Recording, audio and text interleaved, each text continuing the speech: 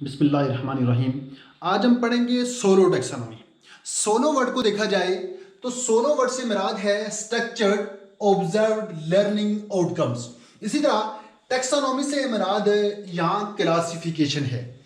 1982 में ऑस्ट्रेलिया के एक माहिर तालीम आप कह सकते हैं, उन्होंने इस सोलो टैक्सोनॉमी को डेवलप किया। सोलो टैक्सोनॉमी को डेवलप करने का मकसद ये था कि लर्निंग आउटकम्स को असेस किया जाए। उन्होंने आउटकम्स बेस्ड मॉडल दिया।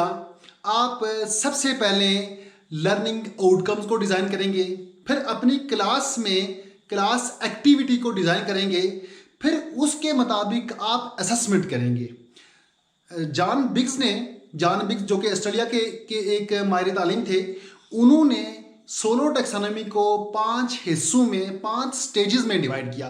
जो सबसे पहली स्टेज उन्होंने बताई उसका नाम था प्री स्ट्रक्चर।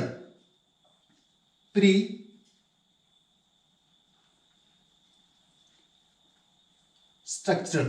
स्ट्रक्चर का मतलब है कि आप किसी चीज के बारे में कुछ भी नहीं जानते, आपके पास कोई नॉलेज नहीं है किसी चीज के बारे में जिसके बारे में आप जानना चाह रहे हैं। तो इसके बाद जो दूसरा स्टेज बताया जॉन बिग्स ने, वो था यूनी स्ट्रक्चर। यूनिट स्ट्रक्चर का मतलब है कि आप किसी चीज के बारे में सिर्फ एक बात जानते हैं, सिर्फ एक डायरेक्शन में आप उसकी कोई चीज जानते हैं, उससे हट के बाकी का आपको कुछ भी नहीं पता। इसके बाद जो थर्ड स्टेज बताया जॉन बिग्स ने, वो था मल्टी स्ट्रक्चरल।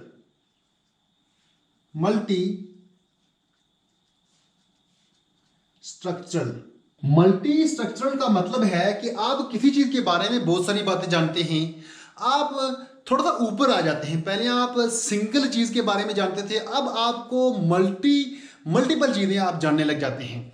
इसकी अगर मैं एग्जांपल लूं तो एक छोटा बच्चा, फर्ज करते हैं छोटा सा बच्चा है, वो इन्फेंसी स्टेज में है, तो उसने अभी तक किसी गाड़ी को नहीं देखा, तो वो प्री स्ट्रक्चरल स्टेज में होगा, क्योंकि उसके पास गाड़ी के बारे में कोई भी इल्म नहीं है, कुछ भी नहीं है, तो वो प्री स्ट्रक्चरल में होगा।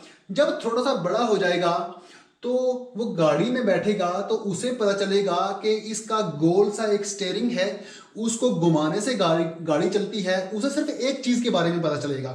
इसको कहते हैं यूनी स्ट्रक्चर, सिर्फ एक चीज के बारे में उसे पता चल जाता है। उसके बाद जब थोड़ा और बड़ा हो जाएगा, फिर गाड़ी में जब सफर करेगा, करते करते वो देखेगा कि स्टेयरिंग के साथ एक्सीलेटर भी है, स्टेयरिंग के साथ ब्रेक भी है, उसके साथ एक गियर का लीवर भी है, क्लच भी है, उसके साथ हार्न का बटन भी है, उसे बहुत सारी चीजों के बारे में पता चलेगा। इसको हम कहेंगे मल्टी स्ट्रक्चरल में थोड़ा सा बच्चा और ऊपर आ जाता है और उसे बहुत सारी बातों का पता चल जाता है। इसके बाद जॉन बिग्स ने जो चौथा स्टेज बताया,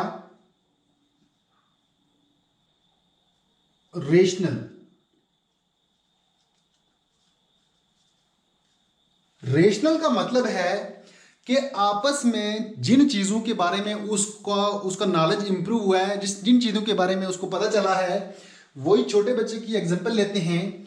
उसको पहले कुछ भी पता नहीं था, फिर उसको यूनी स्ट्रक्चरल स्टेज में उसको एक चीज का पता चला, फिर उसके बाद उसको मल्टी चीजों के बारे में पता चला, उसे बहुत सारी चीजों के बारे में पता चला, क्लच क्या है, ब्रेक क्या है, गियर क्या है, एक्सीलेटर क्या है। इन सब चीजों के बारे में जब उसे पता चल जाता है तो चौथे स्टेज में बच्चा इन चीजों का आपस में रिलेशन जोड़ता है कि इन चीजों का आपस में क्या रिलेशन है, वो चीजें वो समझना शुरू कर देता है।